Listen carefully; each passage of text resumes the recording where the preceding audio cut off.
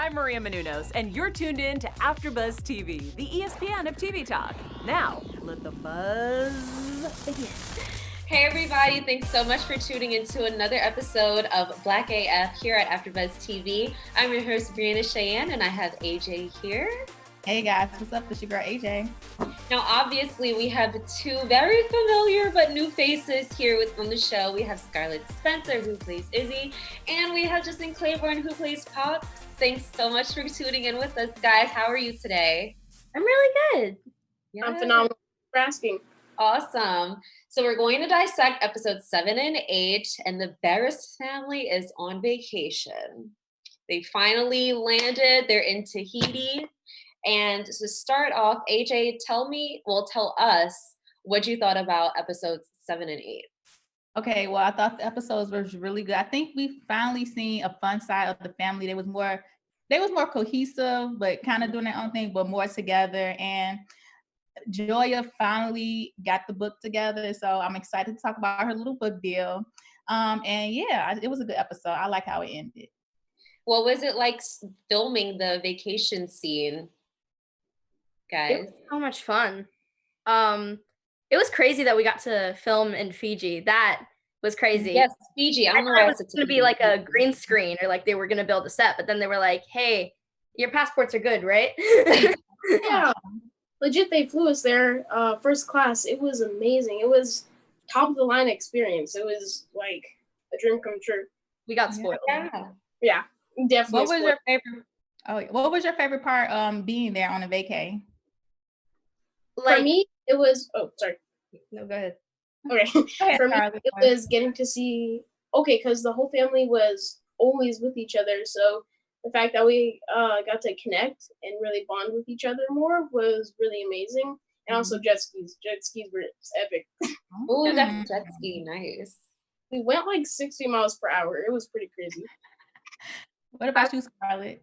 I was gonna say jet skis too. Those were a lot of fun.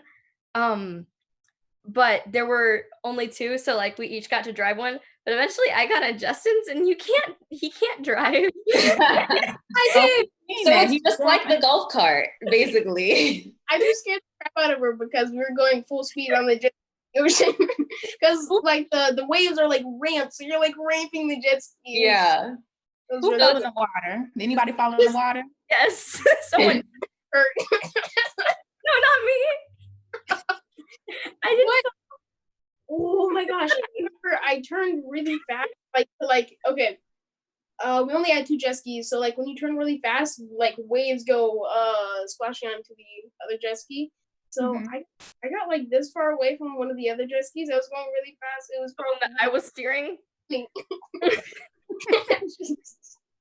So yesterday we got a chance to talk to Ravi, and he was saying how he enjoyed filming with everyone because it felt like that was his real family, and Kenya felt like his real dad. So did you guys have a similar experience while you were filming Black AF? Absolutely. You go. Yeah, totally. Like I see everyone as my family, and like we've hung out outside of set. So it's really great that we all actually have like a family connection. Nice. Yeah. I have two older sisters, so like I have a big family. It really felt like my family. It was amazing. The that we had was so close. The bond was unbreakable, and the fact that we're such phenomenal friends, like outside of filming, it helps so much. It really just made a huge change with filming. Yeah, it makes it a lot easier to, bond, build that connection. It comes off on camera amazingly. And we were also able to connect easier because we did all the table reads beforehand. So we got to, before we started filming, so we got to understand our characters a bit more, and we got to like know each other pretty well before we actually started filming. So there already was that connection. Yeah. So I have a question. This is a hard question. I know it's gonna be hard for you guys to choose. I'm gonna start with you, Scarlett. Who is your favorite sibling? Who is your favorite sibling on the show? Out of all the siblings, who was your favorite? Well, I feel like Izzy's favorite is Chloe because they're very similar, except Chloe is a bit more glam, but otherwise they're very similar, like character-wise. But my favorite character is probably definitely like Little Richard. He plays the youngest Barris, Brooklyn. He's Brooklyn. Yes. And what about you, Justin? Who was Pops? Who was Pops more likely to lean Pops to? was definitely me and Robbie. Me and Robbie were like two peas in a pod. You guys were always together.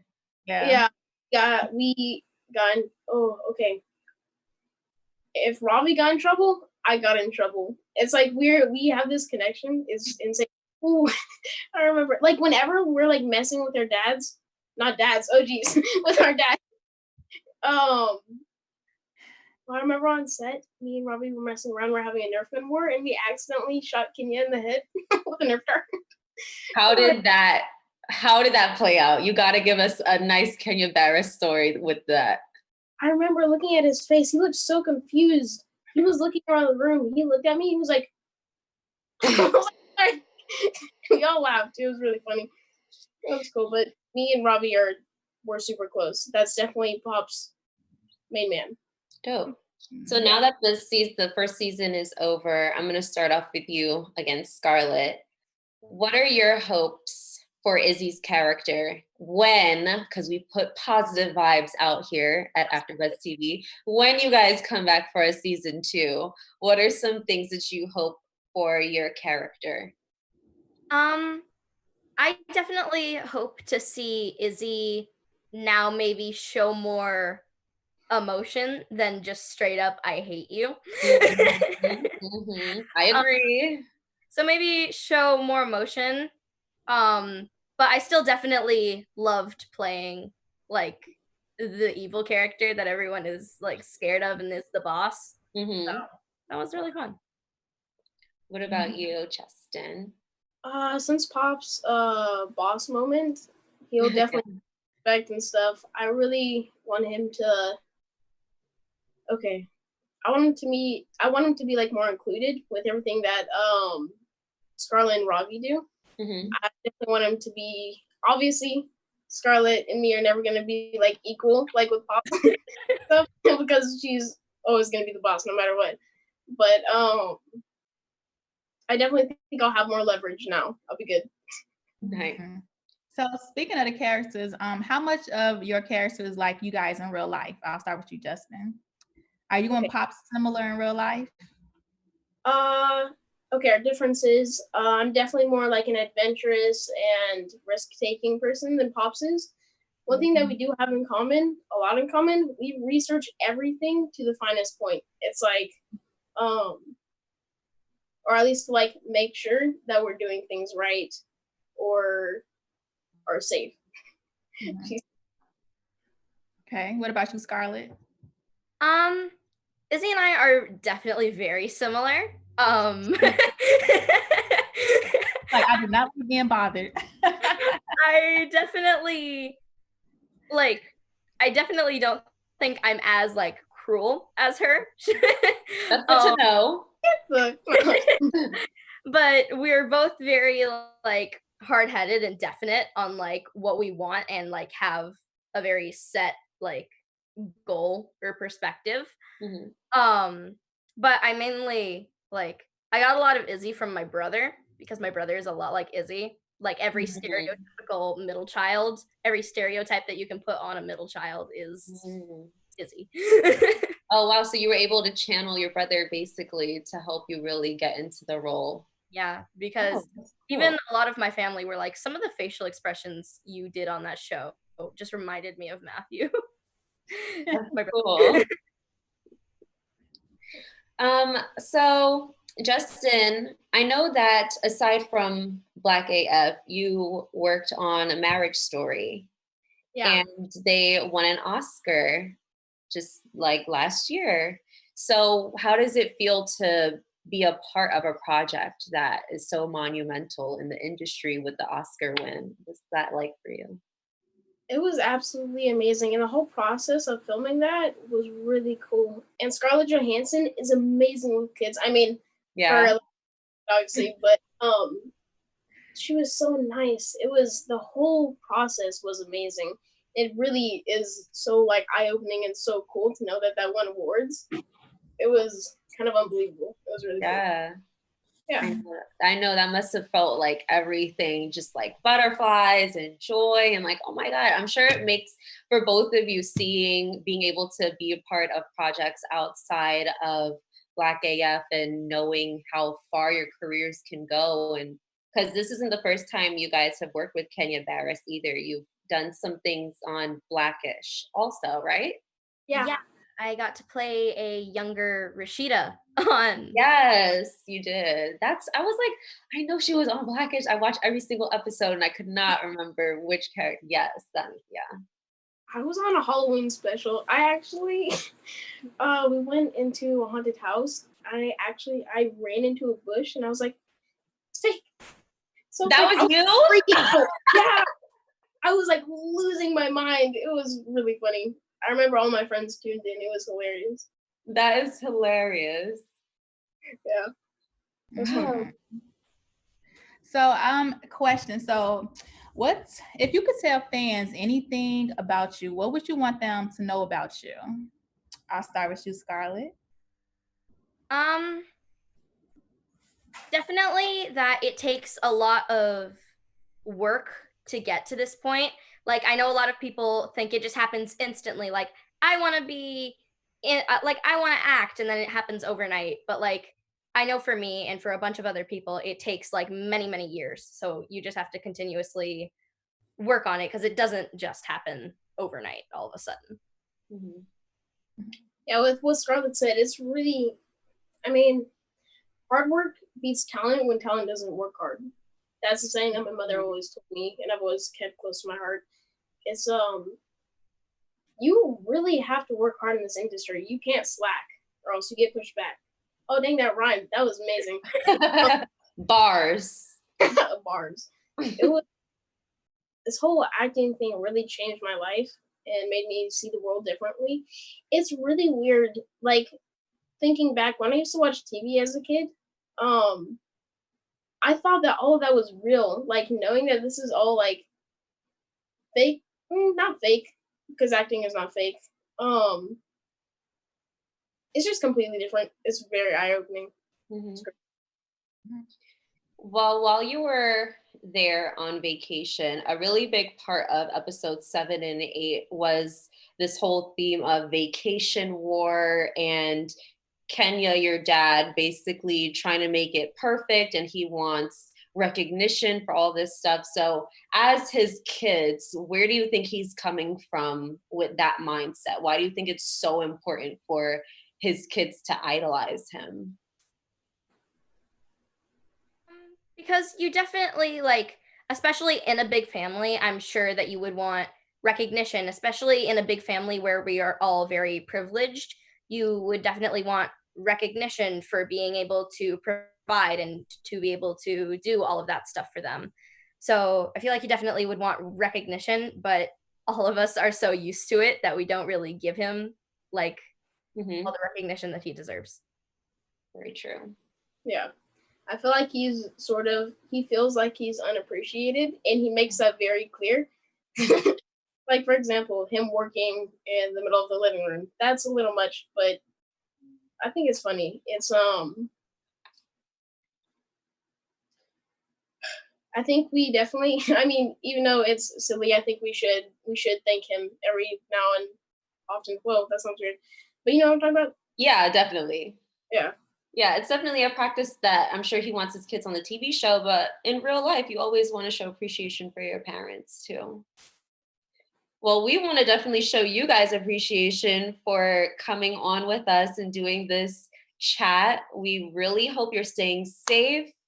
We love you guys. We can't wait to see more of you because I know we're going to see a lot more. So before you guys sign off and say bye to our viewers, make sure, Justin, you can start off. Go ahead and drop your social media and let everybody know where they can follow you. Okay, on Instagram, it is Justin Claiborne1. Go ahead and follow me. And then my TikTok is in the bio as well, so go follow me there. Oh, TikToker. Okay. What about you, Scarlett? My Instagram is Scarlet Sophia Spencer, and my TikTok is Scarlet S Spencer. Okay, another TikToker. You guys are gonna make me want to go on TikTok. It's pretty All fun. right. I'm sure it is, but I don't have rhythm, so I'll probably just be watching. All right. Thank you guys. Stay safe. Wash your hands. We will. Bye, guys. Thanks. Bye. Thank you so much. Bye. Bye.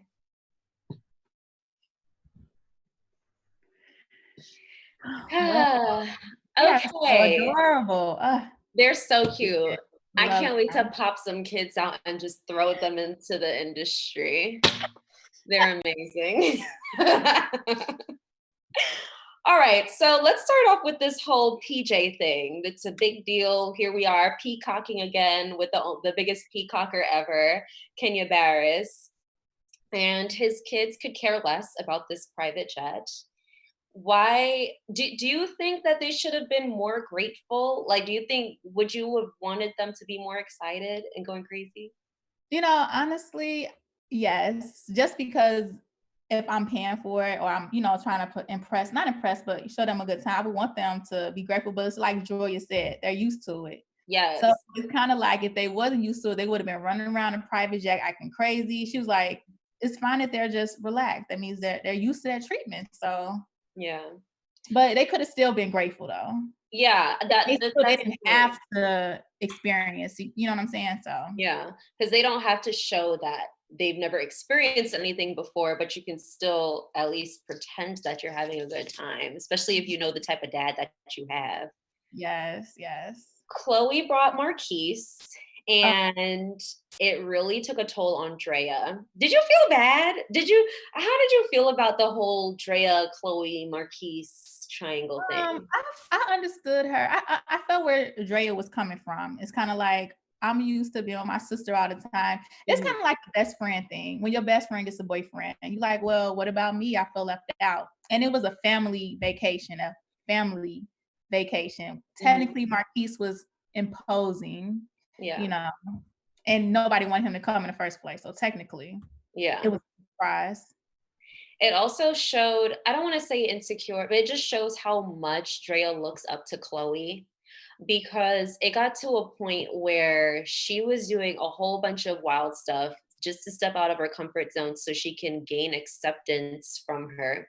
And it's also ironic because now that I'm talking about it, I see a lot of similarities between Kenya and Drea. They have a lot in common. They both want assurance. They're both creative. They're both stubborn and stuck in their ways and kind of aggressive. Yeah. Drea, like she said, she's off to college now. So she's away from home. So she's feeling herself. She's trying to Chloe's off to college. I'm sorry. Chloe's off to college now. So yeah, it's kind of like she's becoming a woman now. She's on her own. So she's feeling herself a bit. Like Drea said, you feeling yourself too much, sis. Is Marquis supposed to be Chloe's age?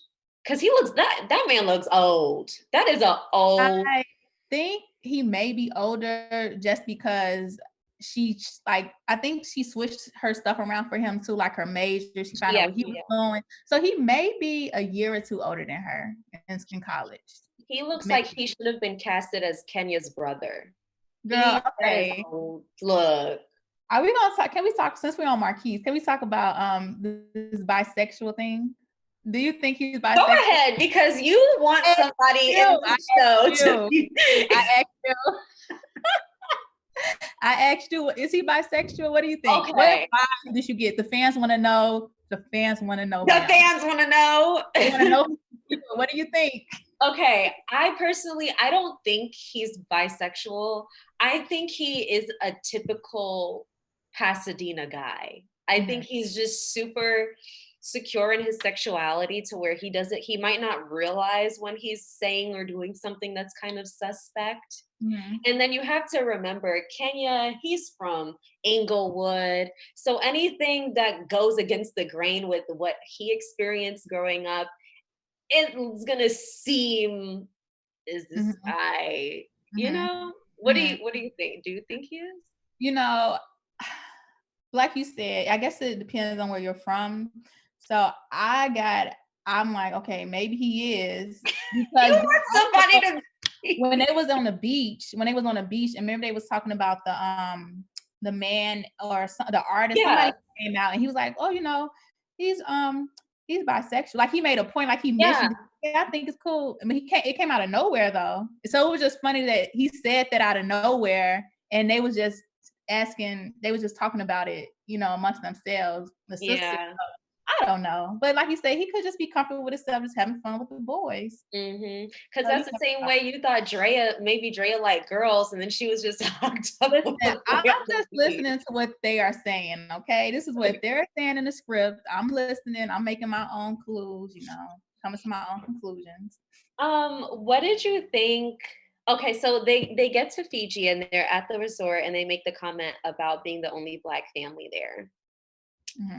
How much accuracy did you find in their comment about Africans not liking African Americans?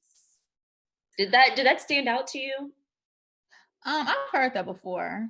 I don't think that it's not so they don't like African Americans, but I have known some Africans that they feel like African Americans take advantage of, like they don't take it serious, or they don't take advantage of opportunities presented just because, like, we're in the land, like we're used to it. But it's with anything. If you come from another country that doesn't have the same type of luxuries, or not freedom, but the freedom to kind of do whatever you want. Anybody from another country will come to America and say, oh, like it's so many opportunities here, y'all not taking advantage of it. So, I think that's where it comes from. Not that they don't like us, it's just like you're not taking advantage of certain opportunities that are presented to you. I think it's more so like that. I agree. He also made the comment saying that they look down on African Americans. And I've heard that too. Yeah. So I'm Jamaican. I say this on like every single panel I'm on, but a lot of Caribbeans also have that mentality with African Americans. And it's not so much, it sounds bad to say they feel like they're better than, but I guess the value system of things are just so different that it comes off as we look down on people. Yeah, I would say, yeah.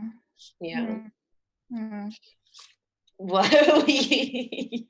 Yeah. The spin the bottle scene had me thinking about coronavirus. I know that in this world, all I kept thinking about was coronavirus. She's gonna be kissing on these strangers. She doesn't know that man. She doesn't know that girl. Coronavirus. But I guess that's not a factor in Fiji. Well, they was drinking liquor, so liquor kills germs. Is it? Because I saw a report where they said alcohol puts you more at risk. And I thought, when I was in college, I thought the higher the alcohol percent, it means it kills bacteria and germs. Wait. It may be in the college rumor, just so we can all just share the bottles. Did you live by that college rumor? They have made it up, so I don't know. Did you live by that college rumor? Yeah, I thought we shared a liquor bottle. We just drink it. They said it killed germs. I'm gonna have to Google it now. Now you got me thinking. All right. We're gonna Okay, so what do you think about Drea and her kiss? Do you think Chloe overreacted? I mean, do you think Drea had overreacted about the kissing? Okay. I don't think she overreacted because she seems like it's something that's been built up for a really long time. Because when she made the comment saying, I'm tired of making you care about me, that showed that this is something that she's sat on forever. And we see it all the time. Chloe is always making fun of her, saying, you don't have any friends. Are you into girls? You're no fun. You don't drink. There's always something she's finding to pick on her about. And the fact that she brought Marquis on a trip where this is the only time they get along and actually be friends, I think that was the cherry on top to make her really say, wow, you really don't care about me as a sister, because you don't see how you pressuring me to kiss two people I don't know, a guy and a girl, how that uncomfortable that makes me feel. Yeah.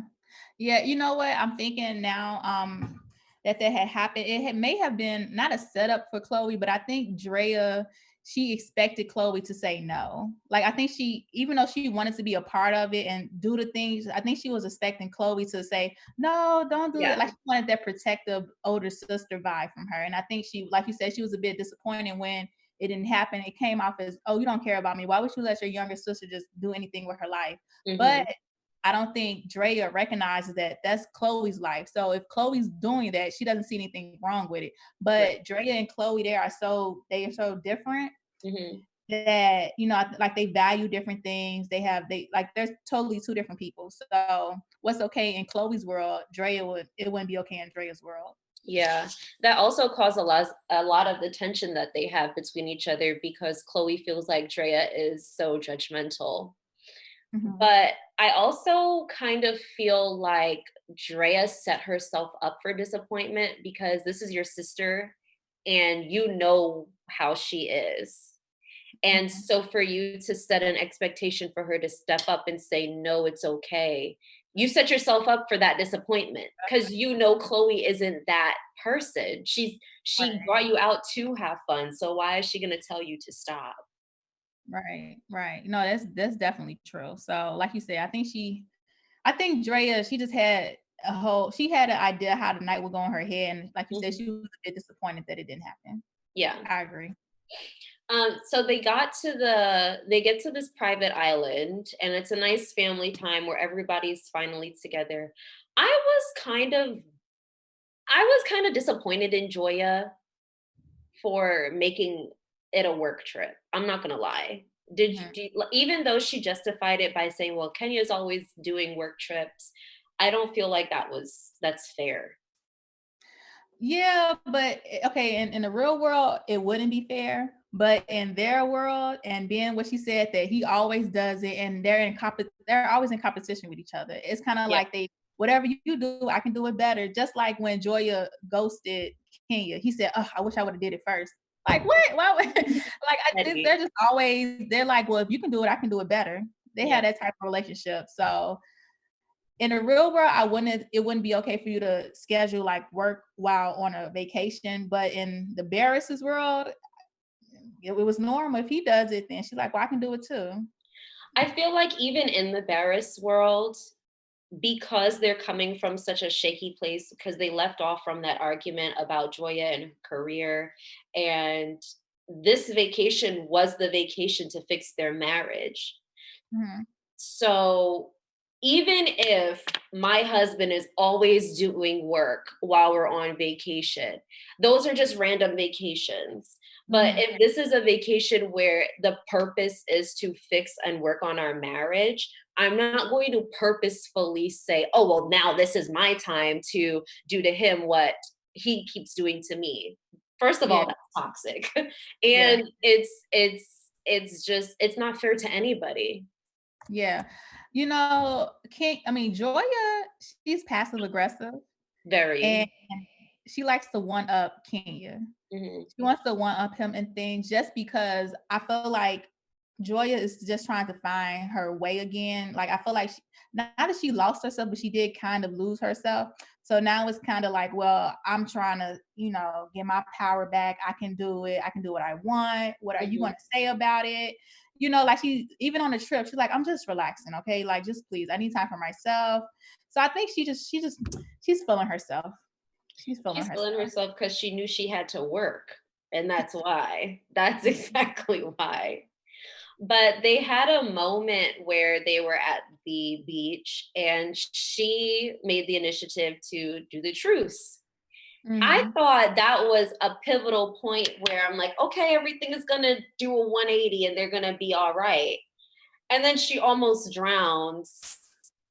And maybe this is me being naive, I really did think Kenya was going to jump in and save her. Did you? Okay, so listen, I thought he was about to when he took the phone out of his pocket. I'm like, oh, he's about to go. Right. And he started taking the watch off, and then he started taking everything. I'm like, okay, you're taking way too long. And so I'm like, okay, he took everything, all his jewelry off. He's about to go save her. He goes, my shirt is silk. I'm like, oh my God. It's silk. Like, he's panicking. I had so much faith in him, but then he just took too long. I'm like, oh, he's not doing it. He's not doing it. Because then you see Marquis just Baywatching, and he just jumped straight in, and then that undid the bonding moment that they had just moments ago because of Kenya's pride. Yes, because if you really think about it in real life, let's say this was a real life situation and your husband is literally concerned about all his materialistic stuff as opposed to saving a human being. I'm like, are you serious? Not that's even a just proves human the being, point. I'm your wife. Your I'm wife. the mother of your 6 children. Yeah. And that being said, it's so unbelievable to me that him showing up to her book signing was what made it better. Girl, I feel like in this episode, he proved the point of what everybody's been saying about him. He's materialistic. He's into his ego. He proved it. So it's kind of like, what more can you expect from him? He's stuck in his ways. It's just like, I think it's now she takes it however he gives it to her. If you want to show me love this way, okay. Because other than that, that's settling though. It's yeah. It does suck because I'm like, are you serious? But that's how you get even more passive aggressive and you have animosity towards your partner because they basically don't know how to love you. And you're just saying, okay, well, I'm gonna just stick it out because we have a bunch of kids and you're this mogul. Yeah. And look, this is the part though. Now, so he got the book, but he's not even gonna read the book. He's not even gonna read it. He's like, I'm not reading. She knew it though. She said, yeah, I don't expect him to read. I hope he doesn't. Because she probably wrote about him in that book. So sure. Girl, they got rich people problems.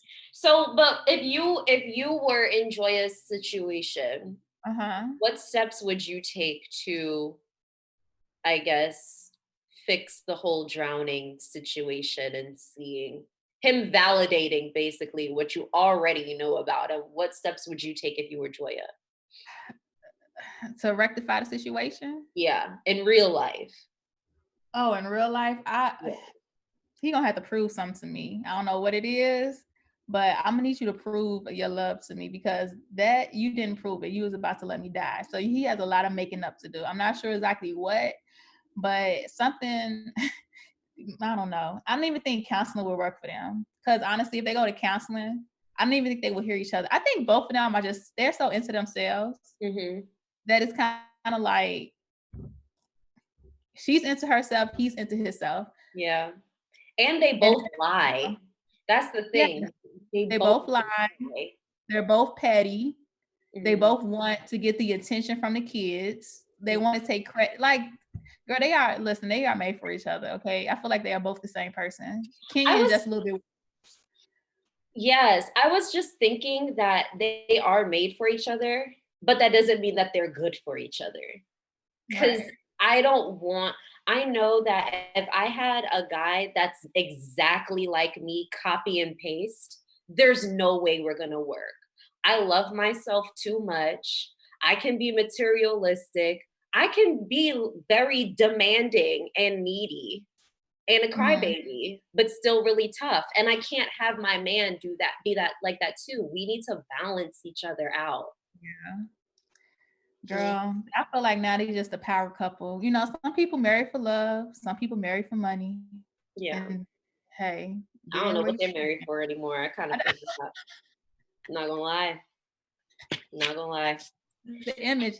He has to maintain his image. Definitely. So before we sign off, what are some predictions that you have in mind for season 2? And now, okay, season 2. Well, Drea is of course going to get into film school. So I believe that's going to happen. I feel like we'll see some more marital problems with Kenya and Joya. Especially now that 2 of their oldest are away to college. So technically they're just left with the younger kids now. And because if you think about it, I feel like Drea was like, she was the more mature one out of everybody. So now that she's gone, you just have the younger kids and you got Lupe. And pieces. I feel like we're going to see marital problems because they don't have nobody there to just kind of censor them and like, okay, guys, really? Yeah. I think, especially in Joya's situation with her publicist, Nia Long, she gases. Like, she just throws gas on the fire. She kind of makes things worse. I do think Drea is going to get into film school. Because there's so many similarities between this and Blackish, I could see them having Drea probably take a gap year, and then they have to go through that whole thing of her finding herself the way Junior tried to find his way. And I would like to see them take marriage counseling seriously. But you know how they do little things where they make it similar to movie scenes, iconic movie scenes and stuff, like when he was interrogating his sons. I would like for them to do a Mr. and Mrs. Smith style. Oh, I can definitely see that. I like that, Bree. Yes. Kenya Barris, my email address is BRE. Make sure I get my credits. When you see this, I will be DMing you. Okay. Now, season 2 come out and they got a Mr. and Mrs. Smith little theme going on. We know where they got it from. Oh, yes. Oh, look, I will have my lawyer, excuse me, copyright? Yeah, real quick. But anyway, thank you so much for everybody who tuned in and listened to us and chimed in during the live chat. We really appreciate you. And we can't wait to see more magic from the very talented Kenya Barris and the rest of his Ish franchise. You can follow me at IamB_Chienne, CHIANNE on Twitter and Instagram. AJ, let the good people know where they can find you. You guys can find me on Instagram at Crimson Pearl. Yes, Crimson Pearl. All right, guys, thank you so much. Bye. I always do that. Okay, bye. Our founder, Keven Undergaro, and me, Maria Menounos, would like to thank you for tuning in to AfterBuzz TV. Remember, we're not just the first, we're the biggest in the world, and we're the only destination for all your favorite TV shows. Whatever you crave, we've got it. So go to AfterBuzzTV.com and check out our lineup. Buzz you later. The views expressed herein are those of the hosts only and do not necessarily reflect the views of AfterBuzz TV or its owners or principals.